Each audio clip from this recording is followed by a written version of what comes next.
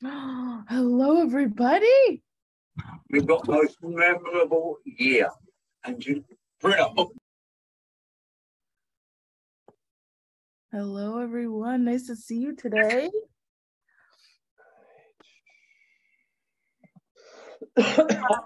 Sung, can you make me co-host?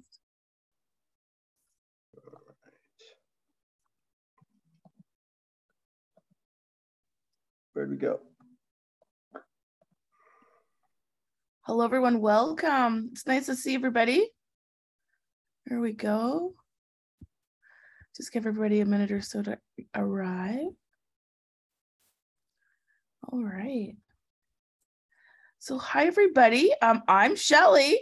Thanks for coming to my fireside chat, virtual fireside chat. This is kind of nice because none of our hair is going to smell bad, although we might need more snacks. It's so nice to be here. I'm honored to be a part of your event. Hello, Valerie. So we have some time together, and what happened? You're muted. We can't hear you, our friend. I'm muted. Okay, sorry. You know, you think how many times that I would do this that I would figure out Zoom, hey? Okay, so there's a few more people coming in. Give everybody a chance. While we're waiting, this is going to be a Q&A. So if you would just want to start putting some questions in the chat box while we wait for everyone to arrive, I'll introduce myself and then we'll get going.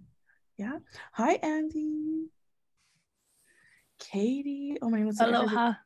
Aloha. Absolutely. I know I'm in Honolulu. There we go. Thank you, Laura. Okay, so I'll get started. Hello, everyone. I'm Shelley. And we are here together for a little bit of time to get ready for our event tomorrow, or our session tomorrow. And so I love these ones because we get to like interact a little bit, and you get a chance to ask some questions. I got my socks back from the dog, Shelley. Oh, good. Oh, good, Andy. So I think what we're going to do is, so if you know me, my research is inclusive education and supporting students and teachers to figure out how to do this in ways that are manageable. And I've been really, really fortunate to work through some jurisdictions throughout California, Washington, and just all over. I'm in Hawaii doing a conference tomorrow, so it's been pretty fun to get to meet everybody and to figure out how we're moving this forward. How we're going to start, and actually, because we're on Zoom, I don't know if we can do this, but I'd love to hear from you. But I know sometimes it's useful if we can kind of connect with each other to come up with some questions. So I would love to just hear what you're thinking about. So what we're going to do is I'm actually going to put you in a breakout group for 3 minutes, okay? And in that 3 minutes, just like maybe introduce yourself and just kind of maybe come up with a question as a group or a comment, and then we'll put them in the chat box and then we'll get going.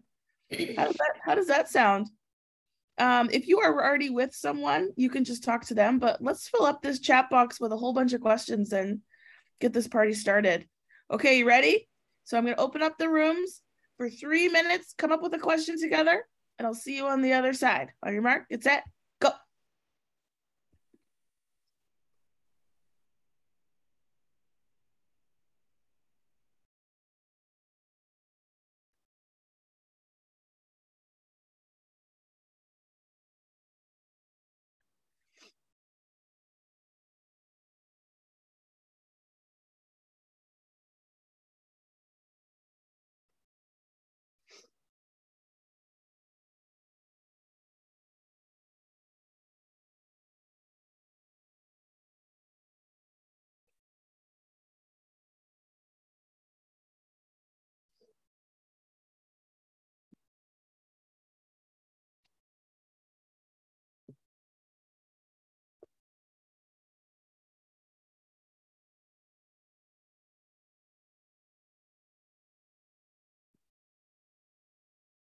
Okay, a couple more minutes.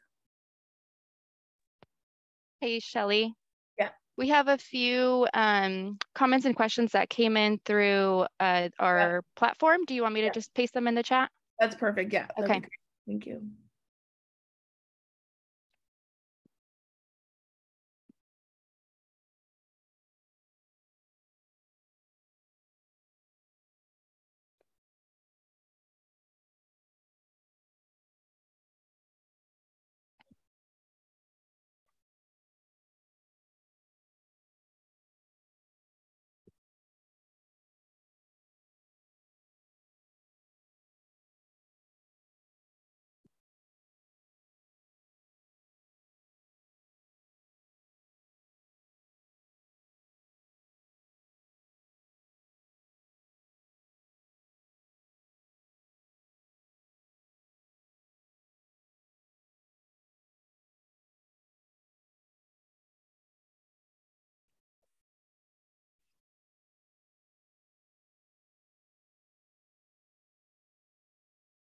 We have a few new folks in the room that are just now joining us. Participants are currently in breakout rooms just brainstorming some questions that they can ask Shelley. So feel free to brainstorm on your own and we'll all come back together and resume the session shortly.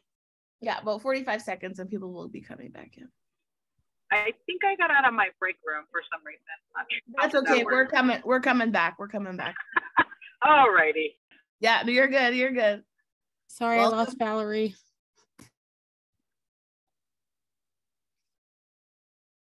Okay, rooms are closing. About 20 seconds.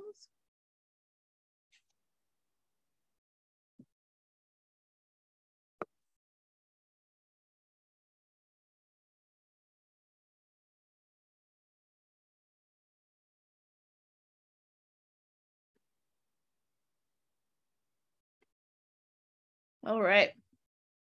So rooms are closing. Everyone is making their way back. So if you in your breakout groups came up with a question, please add that to the chat box now. And there's a couple coming in, so I'm just gonna go through them as we go and hopefully get to as many as we can.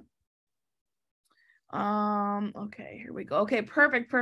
Okay, so our first question comes to us from the other platform. And it says, can you share your thoughts around how a school system can educate and prepare families on inclusion in UDL? There's a lot of fear around unfamiliar topics. That is very true. What might co-designing look like between the school and community? Have you seen any successful ways that school systems have been leveraging student voice into its policy making? Oh, those are really good questions. Okay, well, I can start off with like how a school system can educate and prepare families.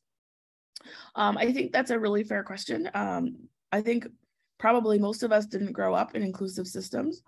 And so, you know, if we haven't grown up, then often parents haven't grown up, and, you know, we've been exposed to how education has shifted.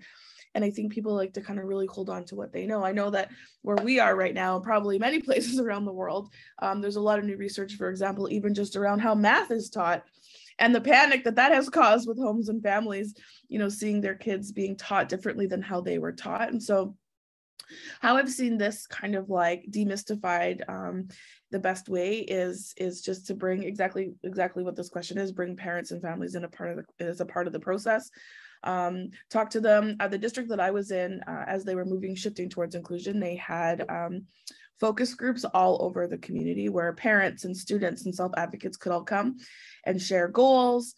And then a report was created that pulled in that community voice, which was a part of determining what inclusion looked like for the school district. And it wasn't an issue of if it was going to happen or not, because it's a human rights issue, but they did refer to that report in terms of kind of like facilitating the goals and the rollout and really understanding. So I guess it kind of gets successful school systems kind of leveraging that was more family focused. In terms of like student voice, the best example of student voice that I've really seen in terms, not necessarily policy making, but definitely decision making, is some of the shifts that have been happening in Canada, especially Western Canada, around IEPs, individual education plans, and how they've really moved away from their original intent of being documents of self-determined, student-developed, co-constructed plans, to really becoming kind of like auditing documents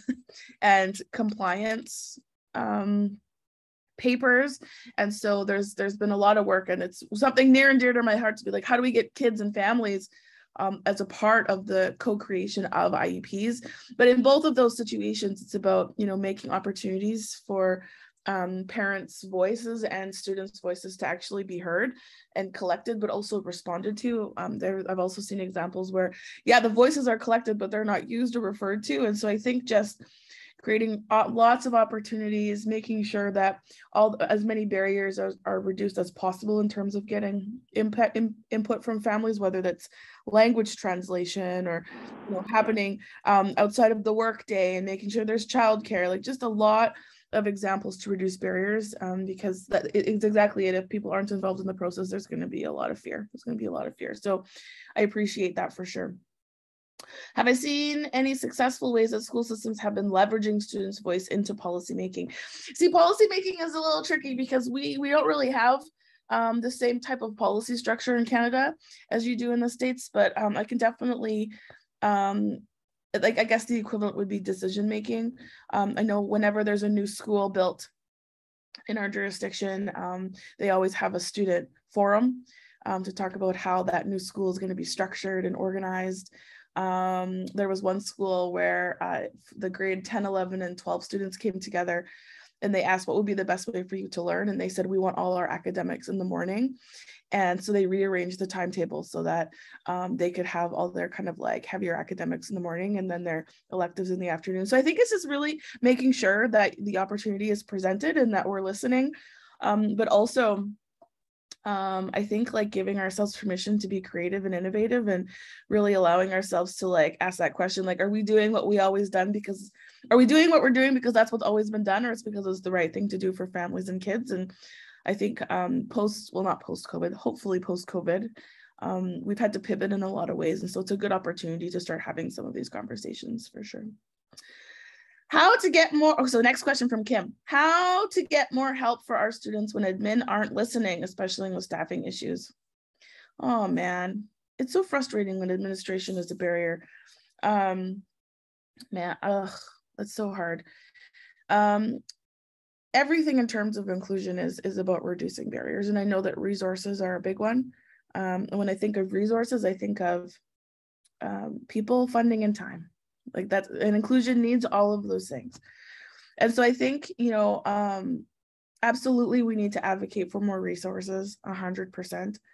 And I think when there's barriers with administration, I think part of that conversation is, you know, yes, we need more resources, and how do we look at how resources are currently used and advocating to use them in more optimal ways? Because sometimes the barriers for administration is there are no more resources, but if we can kind of present a solution and not just the problem, there's often more opportunities for admin to respond. So for example, there's a lot of advocacy for inclusive programs, but there's also a lot of resources that go into non-inclusive activities and non-inclusive programs. And so even saying, hey, what if we rearrange things and use these resources in more inclusive ways?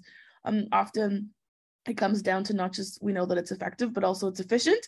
And sometimes administrators like to look at the efficiency because they have the bird's eye view of a whole system. So, you know, I think, you know, definitely be aware of problems, definitely advocate to move things forward, but also, you know, really look around and look at how resources are currently being used and say, hey, you know, this could be more inclusive. Is there ways that we can shift it?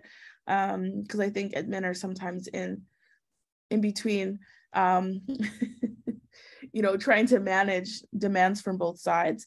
And so if we can present the solutions, they don't have to come up with them. And so I think, especially if they haven't had experiences in inclusive contexts, they may not know what to do either. So, you know, looking for problems, but also suggesting solutions, I have found useful. Megan asks, what's my favorite place to visit? Oh, I love this question. So my favorite place to visit, there is a little town on the far west coast of Vancouver Island called Tofino, and it's like cold Hawaii. There's tacos, there's whales, there's surfing, but you never sweat. It's a dream. Honestly, everyone should go. You're all invited. Oh, Mary Jane says, what are the necessary systems to be in place in order to support a change in mindset, a change in culture, change in practice, and a general education setting? Oh, those are all very different questions. Okay, number one, change in mindset. You can't change people's minds. That's why this is hard. So what do? It's kind of like what is that saying? You lead the horse to water, but you can't force him to drink. But we can make that water look like this is going to be the best water you ever drank. We can make it really lucrative. And so some ways to help people shift mindsets, what I have found is the most successful is to show people what's possible. Like we talked about earlier, very few of us grew up in inclusive contexts. And so, it's hard to believe what you've never seen. And so I find a really great way to change mindset is to show people, show them, highlight positive examples, get people to look, get people to reflect. Because I have to believe that people within education, they want kids to do well. They want them to be successful. I have to believe that.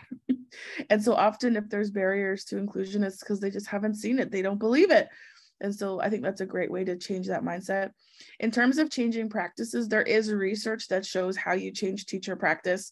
And the most powerful ways are through collaboration, through ongoing opportunities for teachers to try new practices over time, being guided through inclusive planning approaches so that they know what to do. But it's a part of the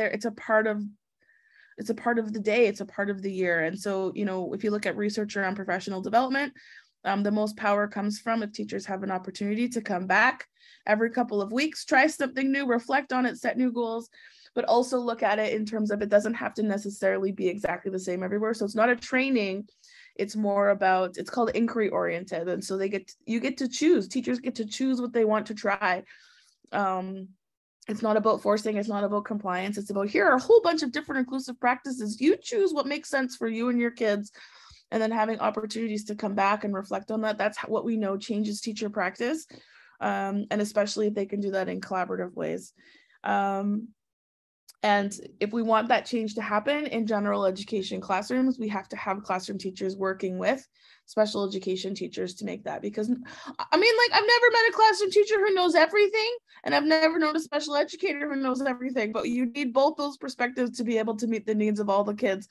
And so having opportunities for that partnership to develop, and co-teaching is a great way to do that, but it's not the only way to do that. There's many ways that we can create that infrastructure for those two people to get together and work together. And so if you are a teacher out there and want to advocate for something, the biggest impact for making this feel more manageable, it is not class size, it is not composition, it is collaboration. So advocating for time with a support teacher to plan for everyone instead of a dividing and conquering.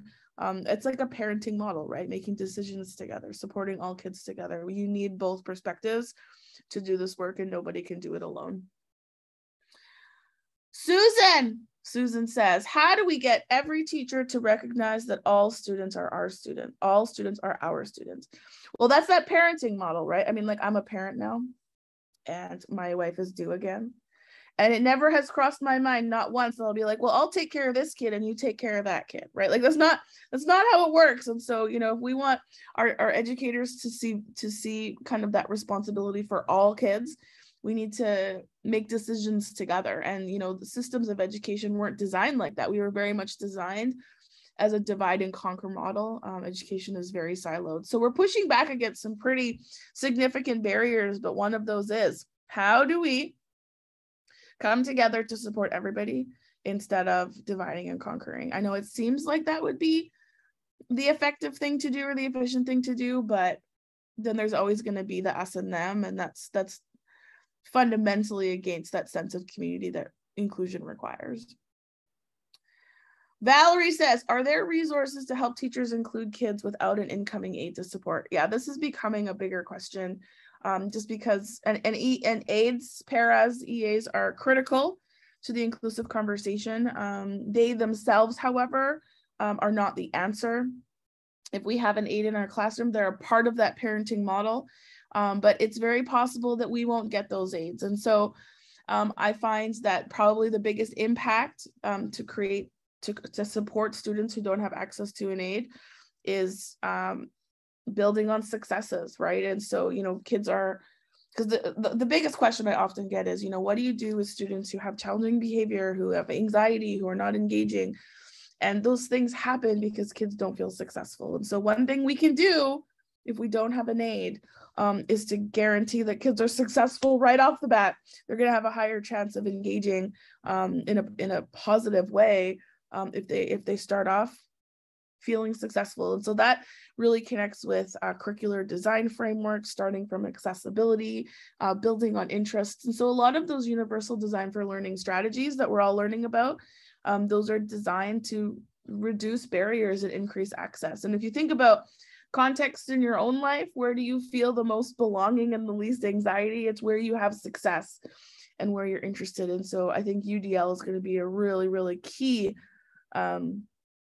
resource, especially if we don't have the people that we need, right? I mean, if we're up to me, I'd make sure every classroom had an aide, because a tripod of parents to support all the kids, you can do a lot with 3 people. But it's also then, if you do have an aide, making sure that we're using them in optimal ways as well. We know that a one-to-one is not going to be optimal either. And so it's really making sure that whatever the adults are attached to the classroom, that everyone's working together, because that's really, really where you're going to see the impact. Paul O'Brien says, group 10, inclusion, buy-in from staff, understanding and agreeing that all our students are our students. Again, all of these questions are connecting to the C word, right? Collaboration, creating opportunities for teachers to work together for all kids.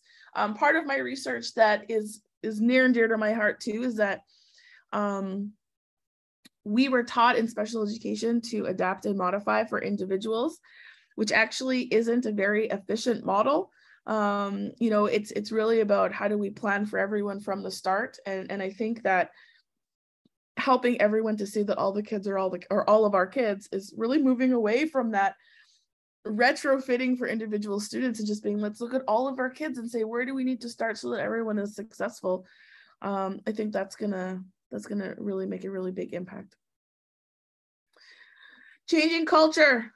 Oh man, this again, make it seen, make people see it, make people see it. Laura says, general education teachers are asking me, how can we meet students? What is SAI? Is it like special education minutes? Yes. Yeah, okay. So how do we meet special education minutes? What should they look like in the IEPs? Okay, so this is going to kind of depend on your jurisdiction. But one thing that we had to navigate in our context when we started to move towards I'll find out what the name of these are one day. Hold on. I'm not sure where that's coming from. Here we go. One thing that we had to navigate when we were talking about special education minutes is, you know, for a long time, because students weren't historically included, special education minutes were like considered face-to-face minutes. And so how do you do that if kids are in a classroom? And so one thing that we advocated for was special education minutes. If a special education teacher is working with a classroom teacher, whether that's co-teaching, collaborating, whether that's small group instruction, station teaching, if they are working with the class, that counts as special education minutes, because it was looking at designing for special education is just and even if not more valuable than designing for individuals. And so it's shifting to that universal model. But it's also an example of how IEPs need to evolve, because IEPs were not designed to be inclusive. And so restrictions like special education minutes, for example, they don't fit into the infrastructure of an inclusive classroom. Because the whole point of an inclusive classroom is that the classroom teacher gets access to a special education teacher to service the whole community, but they can't do that if they're forced to provide face-to-face minutes with an individual student. So that was part of the negotiating around, if we're going to like moving to inclusion, there's got to be some shifts in the infrastructure and IEPs. And so one like big advocacy journey that I'm on right now is, okay, well, IEPs are really important. Like, I really believe in them, but if we want kids to be included, they have to evolve so that IEPs are actually reflected and connected to the classroom that kids are in. It can't be a separate document that's not a part of the class plan. And so that's something that I'm working on with a few different jurisdictions, because IEPs are actually becoming a barrier to inclusion because they're not designed to be inclusive, and they're important. And so how do we evolve them so that they're still keeping us accountable to meeting the needs of kids, but also not getting in the way of meeting those needs in an inclusive way? Good question, good question. Melissa asks, what resources are available to increase inclusive opportunities for our students in SDC classes? Talk to me, what's an SDC class? I know education is filled with acronyms. What does that mean? Special day class, like a self-contained classroom. Got it. Resources. Oh my goodness, there's so many resources. Okay, let me think here. Oh my goodness. Okay, resources. Michael Waymeyer, one of my favorite. He talks about strength-based programming for students with intellectual disabilities. June Downing talks about using literacy as a vehicle to get kids connected to curriculum. Dr. Diane Browder has great resources to support students' access to general education curriculum. Oh my goodness, there's so many. You know who's another one that I love? Oh, what's their name? You know what I'll do? I'll make a resource list, okay, and I'll post it on my blog. Here's my blog. I'll put it in the chat box. This is my research area, so I mean, like, you can read my book. That's my shameless plug. Okay, ready? Here we go. I'm going to put my blog some more on here, and what I'll do is I will make a resource list or link a resource list for resources to support those special education programs. Okay. Oh, let's see here.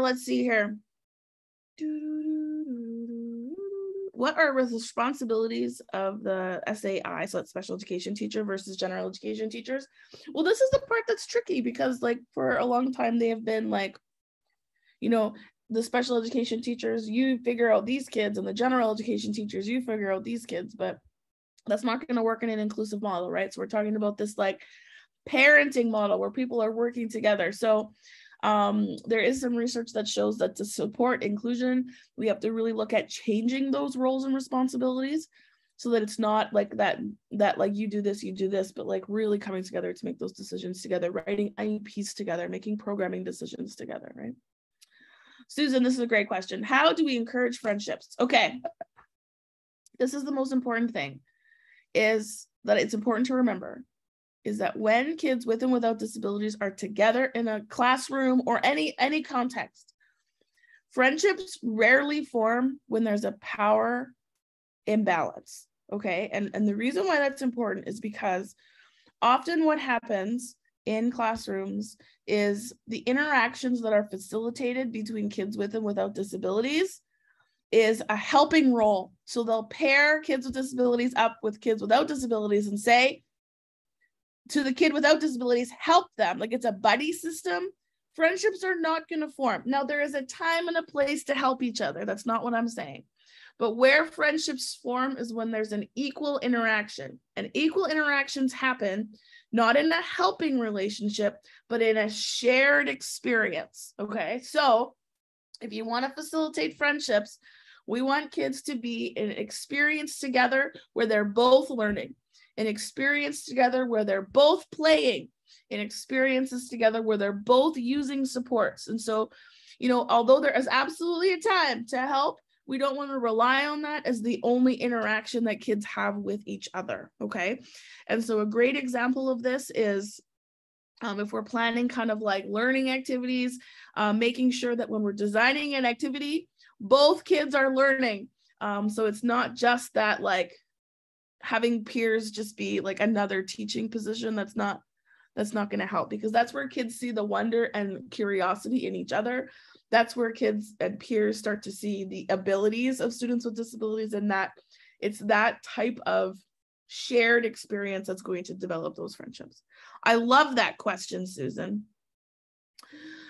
Oh, Here we go.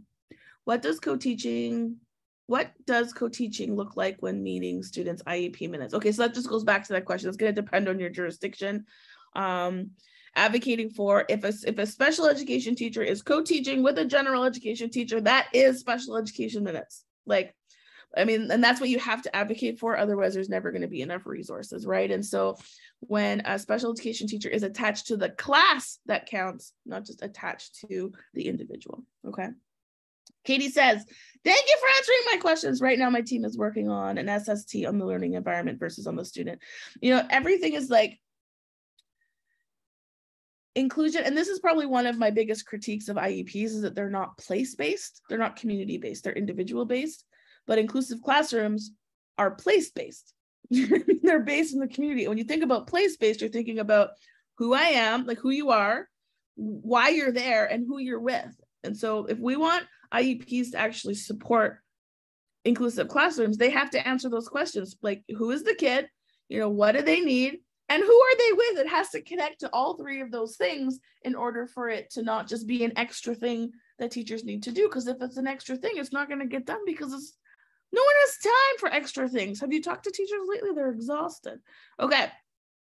Andy says, are we doing what we're doing because it's always been done or because it's the best for students and families? I mean, we should say that to ourselves every single day, because here's the thing. Education is a dynasty of deficit, people. Do you know what I mean? Like, we are fighting generations of looking for what's wrong, right? And so part of this is kind of stepping back for our kids, for our schools, for our classrooms, for our families, and being like, what's going on that's right? You know what I mean? What are kids bringing? What are families bringing? We can't change who the kids are. We can change what we do around them. And so changing what we do around them, that's where the creativity comes from. That's where the innovation comes from. So we have to be brave. And we have to ask hard questions, and we need to say, maybe we're going to read a different book this year. Maybe we're going to try a different schedule this year. Maybe we're going to try something new. And it's hard, but it's not as hard as kids who are navigating this, who actually can't change fundamentally who they are. So even though it's hard for us to shift those barriers and reduce those barriers, it's still easier than what a lot of our kids and families are navigating. And so it's important to kind of keep that in mind. Laura. Okay. Dude, you can't change mindset. You can lead them to the water, but you got to make the water look really good. Like I use the bus metaphor. The bus metaphor is like, you can't force someone on the bus, but you can make the bus worth choosing. Karaoke, snacks, Corona, you know, just get it on there.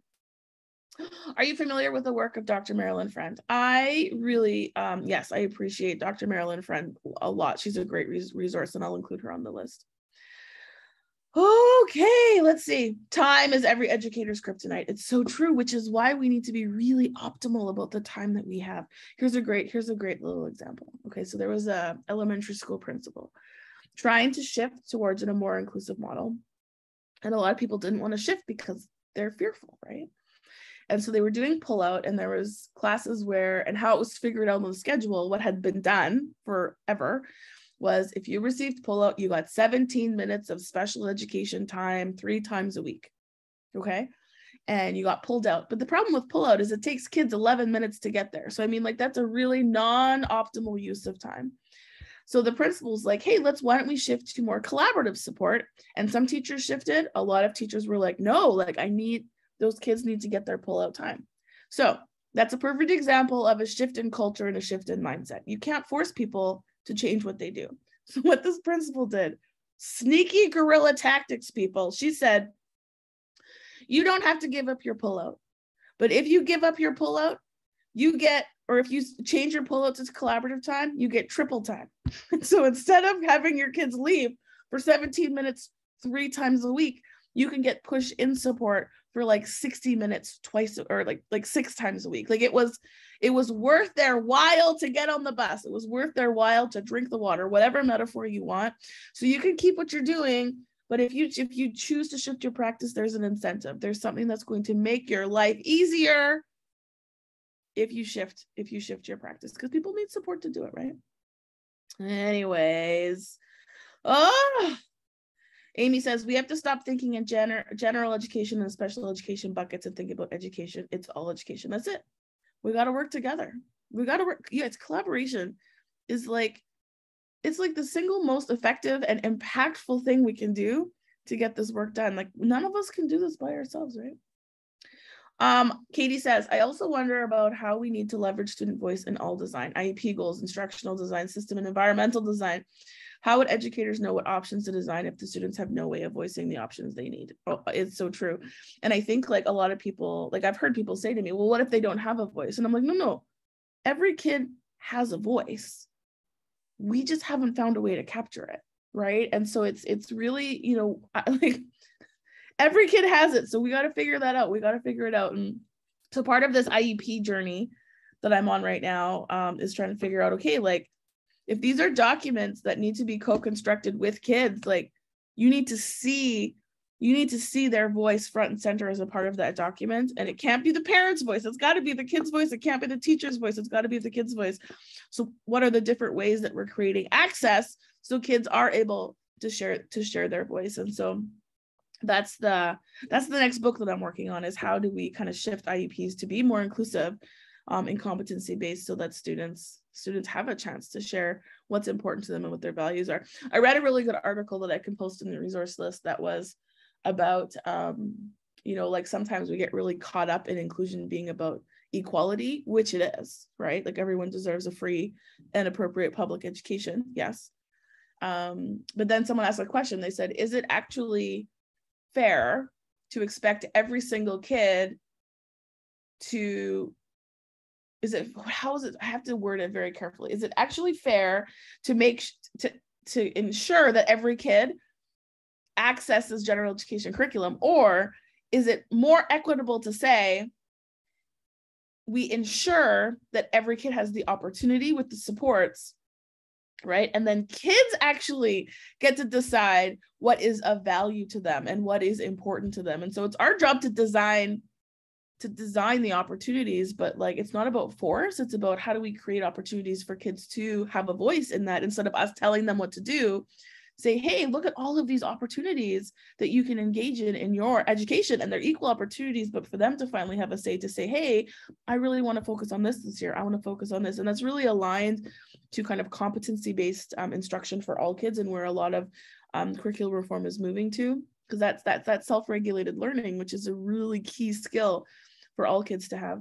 Tawny, I'll make a resource list, okay, and I'll put those names in there.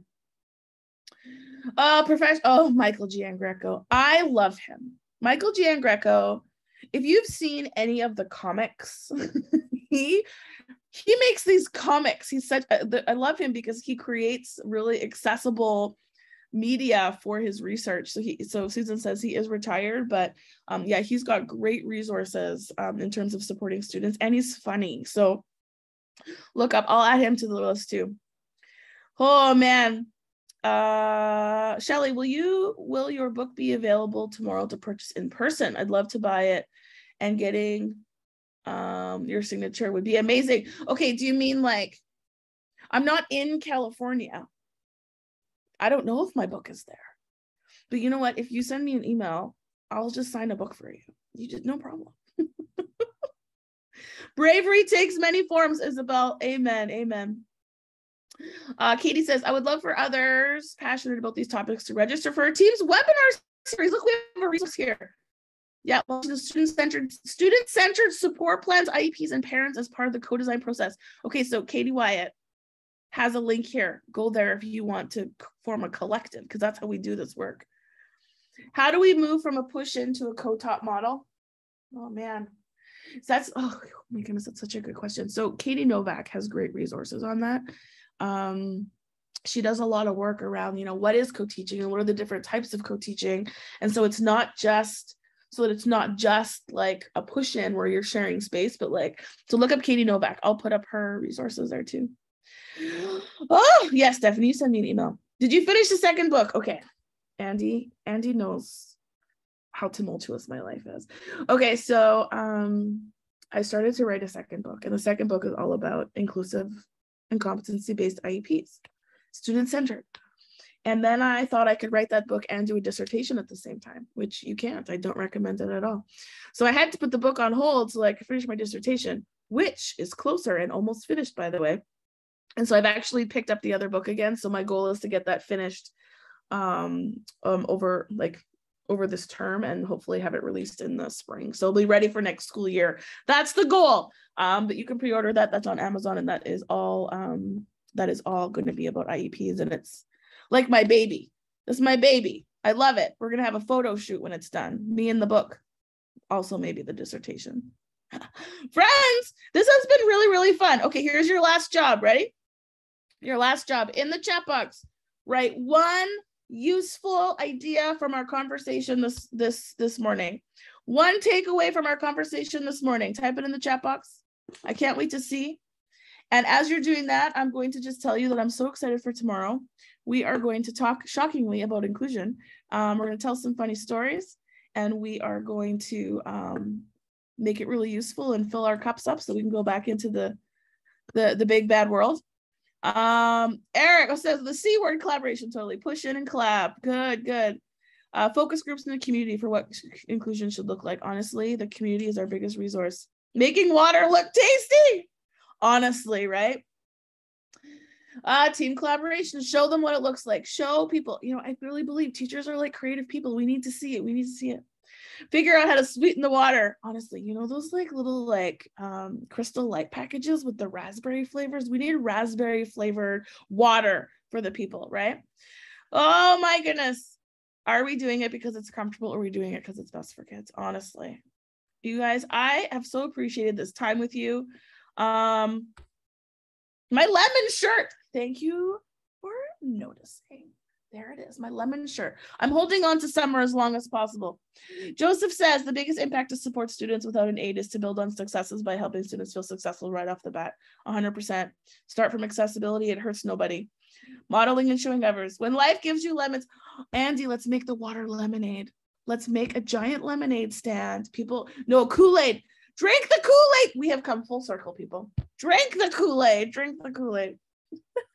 Friends, I have had an absolutely amazing time with you today. I am so, Katie drank the Kool-Aid. I think everybody here is drinking the Kool-Aid, and it's delicious. Let's be real.